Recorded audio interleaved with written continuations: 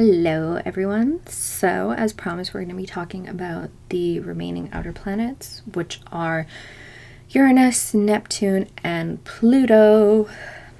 Yes, I know Pluto's like not technically a planet or whatever, but in astrology it is. So, anyways, I want to just stress the outer planets are kind of more important for interpreting and looking at society, right? So it's mass psychology. And the reason for that is because the outer planets are slow moving planets. So the outer planets are going to stay in a particular sign for like years, even like decades, right?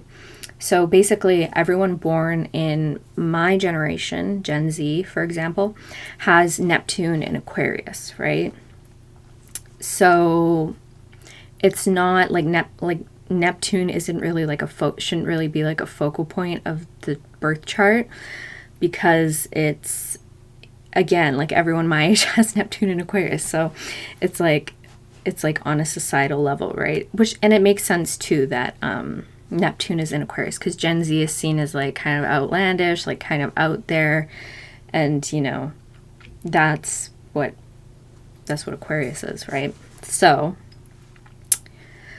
anyways, let's start with Uranus. So Uranus, some astrologers kind of refer to it as like the planet of chaos, and I'm not gonna lie, Uranus is a little bit chaotic.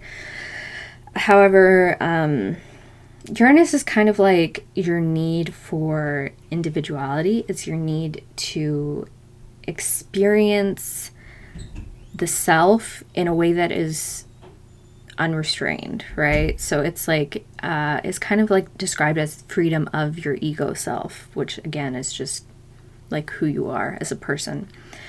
So yeah, Uranus also governs like our need and our urge for change and our need for, excitement. So, people with a strong Uranus placement in their chart are going to be, like drawn towards exciting things, stuff that's kind of like outlandish, a little bit eccentric, that sort of stuff. Maybe they like traveling a lot. Yeah.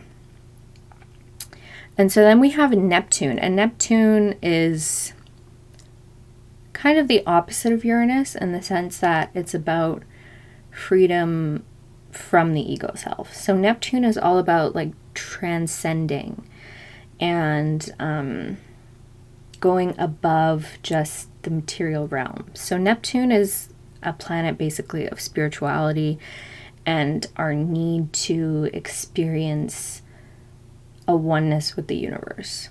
That is essentially what Neptune represents. So Neptune, people with a well aspected Neptune in their chart are gonna be very just someone who's very spiritual, someone who really, really is intuitive and who likes to, maybe meditate a lot, likes to do yoga, likes to, engage in all of those spiritual practices, whatever those spiritual practices may be. That's essentially Neptune. So yeah, I think Neptune's a cool planet. One of my favorite planets.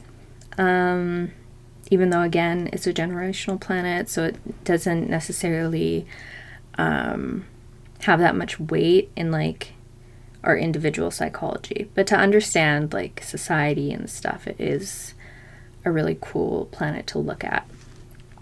And so the final planet is Pluto, the planet on the very outer area of the solar system. So Pluto is kind of, it's similar to Neptune, but it's got like a little bit more darkness to it. Pluto is kind of like our need to transform and our need to sort of let go of things and be reborn, right? So Pluto is an influence in the birth chart where there could be a lot of like death or a lot of issues with things like divorce or like money problems, that sort of stuff. inheritance. That's kind of Pluto. So Pluto is, you know, it has some dark elements, but ultimately it is a placement that signifies transformation, right? So it's still a cool planet. I still love Pluto. I think that, I think that sometimes in astrology we want to focus on all of the good things, the things that come easy to us, and we kind of don't want to focus on some of the darker aspects of the human psyche. But yeah, so again, those are the outer planets, and they are primarily important for looking at mass psychology, right? Society and large groups of people as opposed to like a single individual. But those planets can tie into kind of the five core personal placements, right?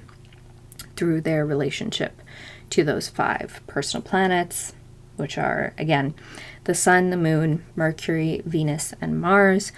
So if you're looking at an individual and they're asking you questions about their personal psychology, those are the placements you're going to want to look to. And again, for like a refresher on that, I'll put the link to that video in the description box. Yeah, that's all I got for today. So I hope you have a wonderful rest of your night, your evening, your morning, whatever it is. And I'll see you again very soon.